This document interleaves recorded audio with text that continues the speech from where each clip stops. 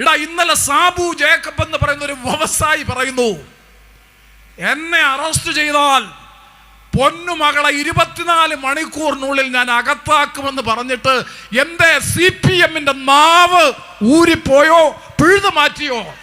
നമസ്കാരം. തന്നെ അറസ്റ്റ് ചെയ്താൽ 24 മണിക്കൂറിനകം മുഖ്യമന്ത്രിയുടെ മകളെ അകത്താക്കും എന്ന സാബു M ജേക്കബിന്റെ വെല്ലുവിളി പിണറായി വിജയന്റെ ഉച്ചിയിൽ തന്നെയാണ് ചെന്ന് തറച്ചിരിക്കുന്നത്. പരസ്യമായി ഇത്തരത്തിലൊരു ഭീഷണി ഉയർത്തിയിട്ടും പ്രതികരിക്കാൻ പോലും തയ്യാറാവാതെ മിണ്ടാട്ടം മുട്ടിയ അവസ്ഥയിലാണ് CPM ഇപ്പോൾ ഉള്ളത്. ഈ സാഹചര്യത്തിൽ പിണറായിയുടെയും CPM-ന്റെയും നാവ് ഊരിപ്പോയോ എന്ന പരിഹാസവുമായി കൊല്ലത്തെ UDF സ്ഥാനാർത്ഥി NK പ്രേമചന്ദ്രൻ രംഗത്ത്. പിണറായിയും മകളും നിരപരാധികളാണ് എങ്കിൽ എന്തുകൊണ്ട് സാബുവിന്റെ വെല്ലുവിളി ഏറ്റെടുക്കുന്നില്ല എന്നും അദ്ദേഹം ചോദിച്ചു.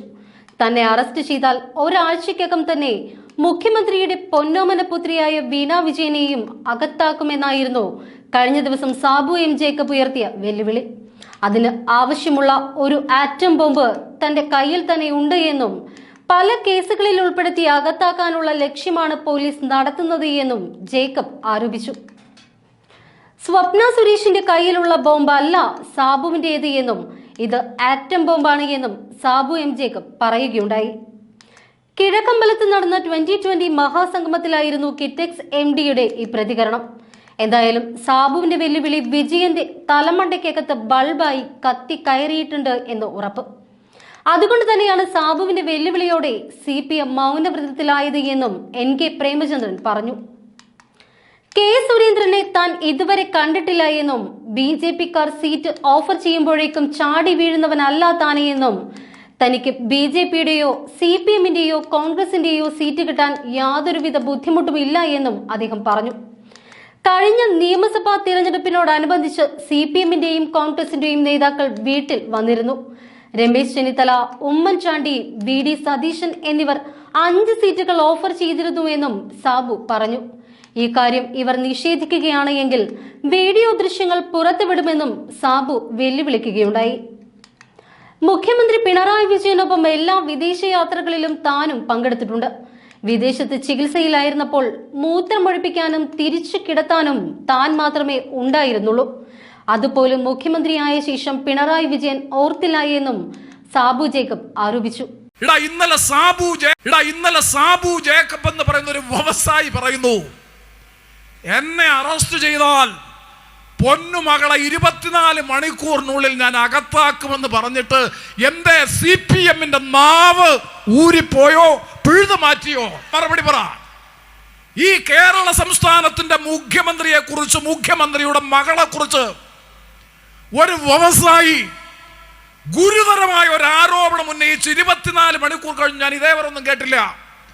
നാവെടുത്തൊന്ന് പറയണ്ടേ? പ്രധാനമന്ത്രിയുമായ ഒരു ചായൽ സൽക്കാരത്തിൽ പങ്കെടുത്താൽ വർഗീയവാദിയാണ് എന്ന് വിളിച്ചു പറഞ്ഞുകൊണ്ട് ആക്ഷേപിക്കാൻ 100 നാവ്. ഇന്ത്യൻ യൂണിയൻ മുസ്ലിം ലീഗിന് 3ാമത്തെ ലോക്സഭാ സീറ്റ് കിട്ടാത്തതിലുള്ള ഖേദം പ്രകടിപ്പിച്ചുകൊണ്ടുള്ള അതിശക്തമായ പ്രതികരണം നടത്തുന്നവന്റെയൊക്കെ നാവ് താഴ്ന്നു പോയോ? സ്വന്തം പോളിറ്റ് ബ്യൂറോ അംഗം, സ്വന്തം പാർട്ടിയുടെ മുഖ്യമന്ത്രി, ആ മുഖ്യമന്ത്രിയുടെ മകളെ കുറിച്ച് ഞാൻ ക്ലിഞ്ചിങ് എവിഡൻസ് 3 റിട്ടയർഡ് ഹൈക്കോടതി ജഡ്ജിമാരടങ്ങുന്ന income tax interim dispute settlement board, ഒരു ക്വാസി ജുഡീഷ്യൽ അതോറിറ്റി പറഞ്ഞു. അന്വേഷിച്ചില്ല കേന്ദ്ര ഗവൺമെന്റ് BJP-യും CPM-ഉം തമ്മിലുള്ള അന്തർധാര. അവസാനം കോടതിയിൽ സ്വകാര്യ അന്യായം പോയതിന്റെ അടിസ്ഥാനത്തിൽ, കോടതി നിർദ്ദേശിച്ചതിന്റെ അടിസ്ഥാനത്തിൽ സീരിയസ് ഫ്രോഡ് ഇൻവെസ്റ്റിഗേഷൻ ഓഫീസ് അഥവാ SFIO അന്വേഷിച്ചപ്പോൾ കൃത്യമായ കാര്യങ്ങൾ പുറത്തു വന്നു, മാധ്യമങ്ങളിലൂടെ പുറത്തു വന്നു. ഞാൻ ചോദിക്കുന്നു, ഈ മുഖ്യമന്ത്രി നാവെടുത്ത് നിഷേധിച്ചിട്ടുണ്ടോ? ഒരക്ഷരം നിഷേധക്കുറിപ്പിറക്കിയോ? എന്തേ മിണ്ടുന്നില്ല? അതിൻ്റെയൊക്കെ കാരണങ്ങൾ പരിശോധിക്കുമ്പോഴാണ് ഞാൻ ഒരു കാര്യം പറഞ്ഞ് അവസാനിപ്പിക്കാൻ ആഗ്രഹിക്കുന്നു. വരുന്ന പാർലമെന്റ് തെരഞ്ഞെടുപ്പ് നിങ്ങൾ എഴുതി വെച്ചോ. കഴിഞ്ഞ നിയമസഭാ തെരഞ്ഞെടുപ്പിൽ BJP-യും CPM-ഉം തമ്മിലുണ്ടായിരുന്ന അന്തർധാരയുടെ അടിസ്ഥാനത്തിൽ 40ഓളം നിയോജക മണ്ഡലങ്ങളിൽ BJP-യുടെ RSS-ന്റെ സഹായത്തോടെ UDF-നെ പരാജയപ്പെടുത്തിക്കൊണ്ടാണ് പിണറായി വിജയൻ തുടർഭരണം ഉറപ്പുവരുത്തിയതെങ്കിൽ കെ സുരേന്ദ്രൻ BJP-യുടെ പ്രസിഡന്റ് മെനങ്ങാന്നൊരു കാര്യം പറഞ്ഞു. മതേതര സമൂഹം, മതന്യൂനപക്ഷ സമൂഹം ഗൗരവത്തോടുകൂടി BJP പ്രസിഡന്റ് കെ സുരേന്ദ്രന്റെ പ്രസ്താവനയെ കാണണം. കെ സുരേന്ദ്രൻ പറഞ്ഞു, കോൺഗ്രസ് വരുന്ന പാർലമെന്റ് തെരഞ്ഞെടുപ്പോടുകൂടി കേരളത്തിൽ ദുർബലമാകും. പിന്നെ കേരള രാഷ്ട്രീയത്തിൽ ഉണ്ടാകാൻ പോകുന്ന ശക്തികൾ ഞങ്ങൾ BJP-യും CPM-ഉമായിരിക്കും. ഇതാണ് BJP ആഗ്രഹിക്കുന്നത്, CPM ലക്ഷ്യം വെക്കുന്നത്. അതുകൊണ്ടാണ് അരവിന്ദ് കെജ്രിവാളിനെതിരായി, മമതാ ബാനർജിക്കെതിരായി, MK സ്റ്റാലിനെതിരായി, മാഡം സോണിയാഗാന്ധിക്കെതിരായി, രാഹുൽ ഗാന്ധിക്കെതിരായി, സിസോദിക്കെതിരായി, പ്രിയങ്കക്കെതിരായി മുഴുവൻ കോൺഗ്രസ് BJP ഇതര ഗവൺമെന്റുകൾക്കും നേതാക്കൾക്കുമെതിരെ ED-യും അതുപോലെ ഇൻകം ടാക്സും CBI-യും ഒക്കെ കഴുകൻ വട്ടമിട്ട് പറക്കുന്നത് പോലെ പറക്കുമ്പോഴും സ്വസ്ഥമായി ഭരിക്കാൻ മുഖ്യമന്ത്രി പിണറായി വിജയൻ ജയിലിൽ പോകാതെ സ്വൈരവിഹാരം നടത്തുന്നത് ഞങ്ങൾ പറയുന്നു BJP-യുടെ ഔദാര്യത്തിന്റെ പേരിലാണ്, മോദി വാറണ്ടിയുടെ പേരിലാണ് നിങ്ങൾ ഇപ്പോഴും പുറത്തു നിൽക്കുന്നത്.